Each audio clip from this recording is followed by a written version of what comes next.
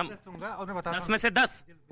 और मैं बताता हूँ क्यों। देखिए, ऐसा अभूतपूर्व बजट मैंने नहीं देखा है। उसमें कुछ रीजन है। पहला मैं 3 बताऊंगा। पहला रीजन ये है कि ये बजट सबको छुआ है, हर पक्ष को छुआ है। आप गरीब की बात करिए, गरीब को सब कुछ सरकार खुद विभिन्न स्कीमों के तहत दे रही है। आप मिडिल क्लास की बात करिए, लगभग 7 लाख तक आपको टैक्स नहीं देना पड़ेगा। आप अमीर की बात करिए, बोल नहीं दीजिए ना। आप अमीर की बात करिए, 42% पहले हाईएस्ट टैक्स रेट था, जो कि 39% हुआ। तो आप गरीबों के बारे में, मिडिल क्लास के और अमीरों के बारे में अब सरकार ने सोचा है। पहली बार ऐसा हुआ है, पहली बात थी। दूसरी बात यह है कि पहली बार टूरिज्म पे इतना फोकस किया गया है, और टूरिज्म हमारे देश में इतनी संभावनाएं हैं। हम कितने सिंगापुर और कितने जो है दुबई यहाँ बन सकते हैं, अगर आप टूरिज्म पर ठीक से फोकस कर लें। जो 5 ट्रिलियन की इकोनॉमी है, वो कम से कम $1 ट्रिलियन तो आपके टूरिज्म से कुछ सालों में आ सकती है। मतलब सर, आपने 10 में से 10 दिया, आपको कोई कमी नहीं नजर आई?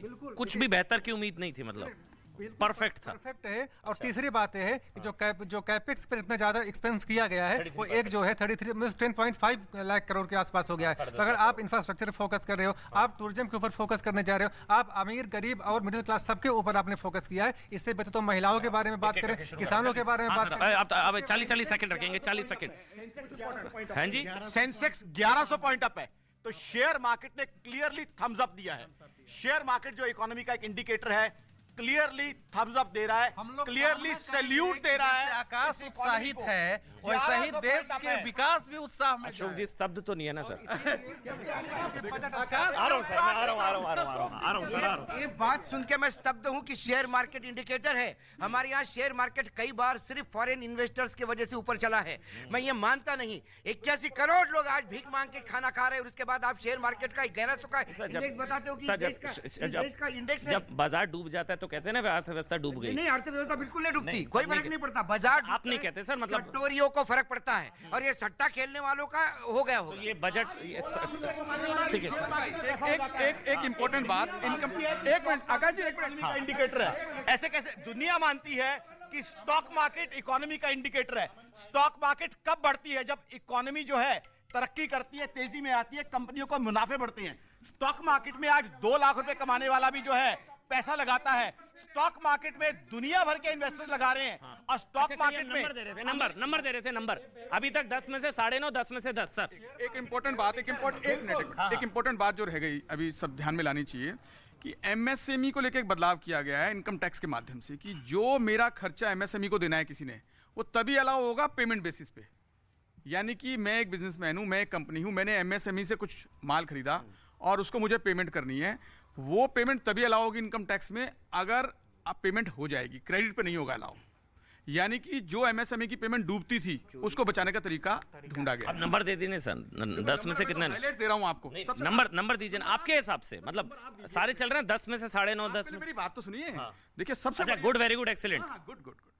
हाँ, एक मिनट मेरी बात सुनिए। नहीं, आप सुनिए तो सही। आप अपने आप गुड और एक्सीलेंट नहीं, मैं पूछ रहा हूँ सर। खास बात, चलो एंड में सबसे खास बात सुनिए इसके बजट की कि मैंने तो 3 ऑप्शन दिए वानखेड़ी जी, गुड, वेरी गुड, एक्सीलेंट। तो आपने कहा वेरी गुड क्यों नहीं? नहीं, अब उन्होंने गुड तो पूछना पड़ेगा ना, कमी कहाँ रह गई? कमी नहीं, कमी तो अभी ऐसा है किसी को नहीं। अच्छा चलिए, bad, good, very good, excellent. सवाल ये, 1 मिनट, मैं तो अभी भी कह रहा हूँ। एक सेकंड। अच्छा नहीं, उनका भी भाई जरूरी यार है। मुझे बात बताइए, आपको जो चाहिए वो बता देते। कभी हमारा भी तो सुनो यार। कभी हम क्या कह रहे थे? सर आप ही का सुन रहे हैं सारे वैसे, मेरी जब से आप सुन बैठे। जब तक एनेक्चर नहीं सर, मेरी अभी तक तो आपने बिल्कुल आपको नेता विपक्ष का, सदन का नेता विपक्ष बना दिया। अरे मुझे कुछ भी, हम तो हर सरकार में विपक्ष के नेता होते हैं। सवाल तो सरकार पे उठाएंगे, सरकार की बढ़ोतरी थोड़ी करेंगे। सवाल ये है कि जब तक एनेक्चर नहीं आते तब तक पूरे डिटेल नहीं आते। डिफेंस का मामला है, अभी टोटल ब्याज और इस पे देने के लिए कितना पैसा है, रुपया कितना आता है, कितना खर्चा होता है, ये सारा चीजें सिर्फ इस पे आंकड़ों पे नहीं। और दूसरी बात, मैं फिर से कह रहा हूं, नीति और नियत में नहीं, मैं इंप्लीमेंटेशन पे। मैंने आपको सिर्फ एक यूनिवर्सिटी का उदाहरण दिया था, एक यूनिवर्सिटी का। चाहे तो मैं आपको 50 उदाहरण दे सकता हूं कि पिछले बजट में क्या अनाउंस हुआ और वो नहीं हुआ। इसलिए ये बजट जो अनाउंस किया, इसको इंप्लीमेंट करें, उसके बाद मैं बताऊंगा। ठीक सर, अब आपका ठीक सर, अब आपका ठीक। हाँ, एक मिनट, एक करके। हाँ बोलिए। देखिए अमन भाई, अगर आप नंबर की बात करते हैं, इसको मैं 7 नंबर दूंगा। 7 नंबर देने का रीजन है। Datta sir, 1 minute, SK Datta ji 1 minute. 7 number इसलिए देता हूं, देखिए आप पिछली बार आपने लाया था कि न्यू एजुकेशन पॉलिसी आएगी, उसके बाद अब मैन्युफैक्चरिंग बहुत इंपॉर्टेंट हब सेक्टर होता है, जिसकी वजह से इकोनॉमी बढ़ती है, घटती है और उससे रोजगारी बढ़ता है। 10 में से 7। 10 में 7 इसलिए दे रहा हूं। देखिए जीवीए बोलते हैं हम, जीडीपी में मैन्युफैक्चरिंग नहीं बोल रहे, जीवीए बोल रहा हूं, जो 14% हो गया है। देखिए मैन्युफैक्चरिंग आपकी अगर स्ट्रांग नहीं होगी तो आपके रोजगार नहीं होंगे, प्रोडक्शन नहीं होंगे, एक्सपोर्ट नहीं बढ़ेगा। तो जीवीए अगर आप देखेंगे देखेंगे मैन्युफैक्चरिंग का 17 से 14% हो गया, उस पर कोई ध्यान नहीं है। अब जो स्लैब जो 50,000 रुपए का बढ़ा है उससे कोई खास फर्क नहीं पड़ने वाला आम आदमी को। तो लोभ लुभावने वाला तो देखने में ओवरऑल बड़ा अच्छा लग रहा है। और 5 से 7 5 से 7 वाले देखिए कुछ सेगमेंट को आप कैटर करते हो, अच्छी बात है कि आप युवकों को कर रहे हो, लेकिन आपको देखना पड़ेगा कि लॉन्ग टर्म पॉलिसी क्या है। आप पिछले 8 साल से सरकार में हो लेकिन आपने लॉन्ग टर्म पॉलिसी नहीं बनाई है। अभी आपके न्यू एजुकेशन पॉलिसी नहीं ला पाए जिसकी वजह से रोजगार बढ़ने की संभावना है। तो बहुत सी चीजें होती हैं, मैन्युफैक्चरिंग देख लीजिए उसमें है, आप किसानों मतलब ये राहत अच्छी है, थोड़ी और की उम्मीद थी, थोड़ी और ज्यादा मिलना चाहिए था। इसलिए बोले साथ दिया, मैंने बोला 70% इसलिए दिया मैंने उनको। ठीक ठीक, अच्छा चलिए, हाँ अब एक मिनट, हाँ अब क्रिटिसिज्म थोड़ा सा, हाँ देखिए अमन जी, मैं तो इसको 10 में से 1 नंबर दूंगा। अब इसका 2 कारण है, 2 कारण है इसके, सुन लीजिए ना, 2 कारण सुनना चाहिए। कारण सुन तो लीजिए। अरे एक मिनट देखिए, मैं हाँ अरे भाई जब आप सुन लीजिए ना भाई 10 में से 1। अब आपके हिसाब से क्यों बात, एक सेकंड, अरे जब आपको आपने बहुत बढ़िया 10 सेकंड में लॉजिक दिया था कि सारा बेच के पैसा कमाओ तो सरकार का डिफिसिट खत्म हो जाएगा, तो ऐसी लॉजिक इनके पास भी होगी, सुन तो लीजिए गुरुजी। क्योंकि मैं दे रहा हूँ, देखिए अच्छा 10 में से 1, मैं देखिए एक सबसे नंबर 1 चीज के, देखिए टैक्स में जो एक अच्छा एक सरकार, काम करते हैं, एक जो 10 में से 1 दिया है, पहले बताइए 1 क्यों दिया, अच्छा क्या लगा? देखिए एक इसलिए मैंने दिया है कि सरकार ने पूंजीगत व्यय में एक तरह से 33% की वृद्धि की है इंफ्रास्ट्रक्चर कैपेक्स कैपेक्स को लेके, वो कैपेक्स को लेके ये उन्होंने वृद्धि की, ये आवश्यक चीज है। लेकिन जब देखिए अभी मैं टैक्सेशन पे शुरू कर रहा हूँ, थोड़ा सा समय दीजिएगा। मैं देखिए टैक्सेशन के मामले में आप जब 5 लाख तक का उसमें घोषणा की गई थी तब भी कहा गया था बड़ा क्रांतिकारी कदम है। अगर वो 5 लाख तक के छूट का कदम वो क्रांतिकारी कदम था तो अधिकांश टैक्स वालों ने उसको अपनाया क्यों नहीं? 10% से भी कम लोगों ने उसे अपनाया। तो इसमें जो मुख्य रूप से मैं मानता हूँ कि 2.5 से 3 हुआ है, वही एक तरह से सरकार उसमें 50,000 के आसपास आगे बढ़ी है उसमें ओवरऑल, नहीं तो उसमें कोई विशेष छूट नहीं मिली है। दूसरा चीज की देखिए सरकार कई बड़ी घोषणाएं करती है, जैसे कैपेक्स को लेकर सरकार की घोषणाएं बड़ी है और स्वागत योग्य, मैं उसका स्वागत भी कर रहा हूं, इसलिए 1 नंबर दे भी रहा हूं। लेकिन एक आंकड़ा दे रहा हूं, आप उसको इंप्लीमेंट कैसे करते हैं? अब इंप्लीमेंट कैसे करते हैं? देखिए प्रधानमंत्री ग्राम सड़क जोड़ो योजना पिछले साल का अगर आप देखिए अक्टूबर से लेके, अच्छा आपने जो बाकी नंबर्स काटे वो और क्या क्या पॉइंट्स मैं कह रहा हूं कि पिछले 6 माही में देखिए पिछले अब एक सेकंड पिछले 6 माही में अगर हम लोग देखें तो उसमें केवल और केवल जो है 41% पूरे किए। एक काम करते हैं, एक मिनट जो यहाँ पे सब पूछ रहे, एक तो टैक्स हो गया और दूसरा कैपेक्स में 33%, और क्या हाईलाइट्स हैं बजट की? नहीं देखिए बजट के तो जैसे हम आर्टिफिशियल इंटेलिजेंस पर सरकार ने जोर दिया है, उसको लेके चूंकि देखिए आज हम लोगों को अगर आगे बढ़ना है, मैं कह रहा हूँ रिसर्च एंड कौन कौन सी बातें 2 के अलावा आपको अच्छी नहीं लगी, क्या पॉइंट्स हैं, क्या हाईलाइट्स हैं बजट की? नहीं मैं तो बता रहा, 2 नंबर हो गए ना, मतलब मैंने कहा 2 नंबर आपने काट लिया, आपने टैक्स का काट लिया और 1 नंबर आपने कर दिया 33% वाला, बाकी क्या हाईलाइट्स क्या हैं? नहीं मैं हाईलाइट ही तो बता रहा हूँ कि देखिए अगर आपकी नीति, देखिए सरकार की मुख्य नीति वो सही नहीं, प्रधानमंत्री सड़क योजना में आपने बजट आवंटित किया, आपने किया ही नहीं। मैं बिल्कुल गलत नहीं। प्रधानमंत्री सड़क योजना से आपने किस तरीके से जीडीपी बढ़ेगी मैं बताता हूँ।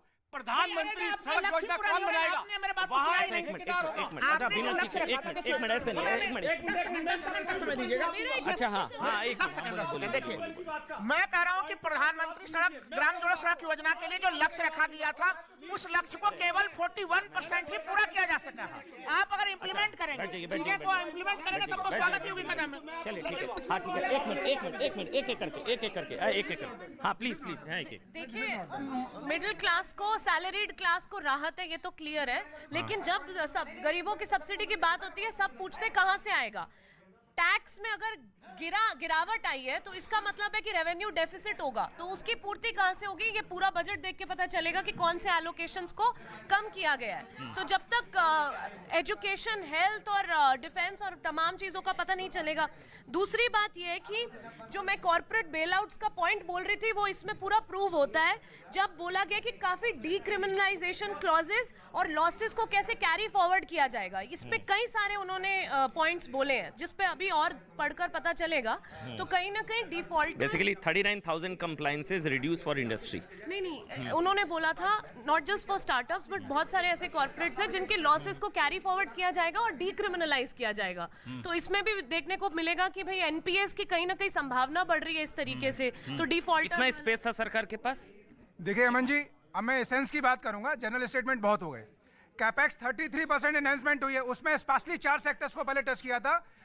रोड मतलब नेशनल हाईवेज और रोड पे बहुत काम हो चुका है। सबसे बड़ा जो एनहांसमेंट किया गया रेलवे के अंदर, पहले रुकिए एक मिनट, पहले एलोकेशन थी 1.4 लाख करोड़ का, पहले एलोकेशन थी 1.4 लाख करोड़ की, जो अब हुई है 2.4 लाख करोड़, मतलब which is more than 70%।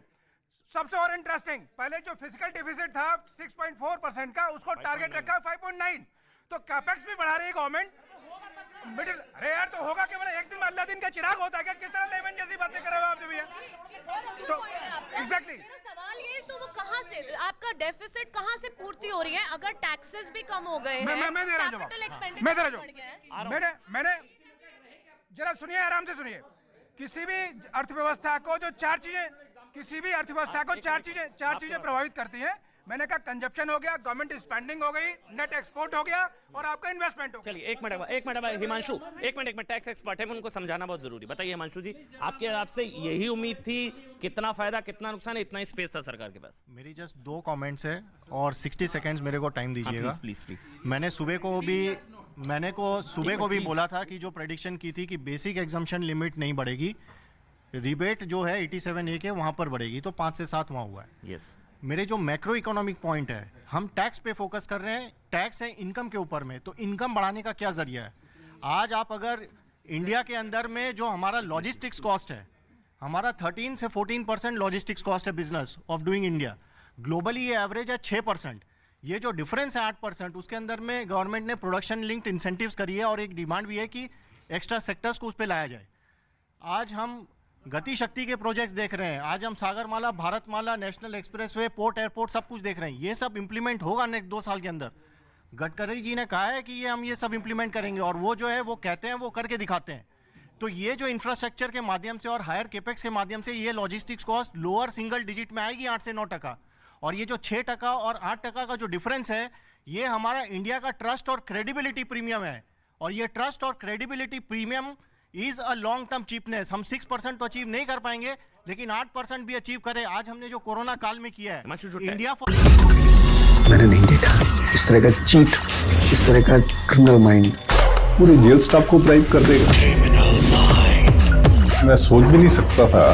Government functionary को इम्पर्सनेट करता था, आवाजें बदलता था। टारगेट भी बहुत पावरफुल, धनवान लोगों को करता है। ये एक ही चीज से रुक सकता है, अगर आप इसकी जीभ काटें। न्यूज चैनलों के इतिहास में पहली बार न्यूज 18 इंडिया की web series FIR number 208 streaming 3 February 9 PM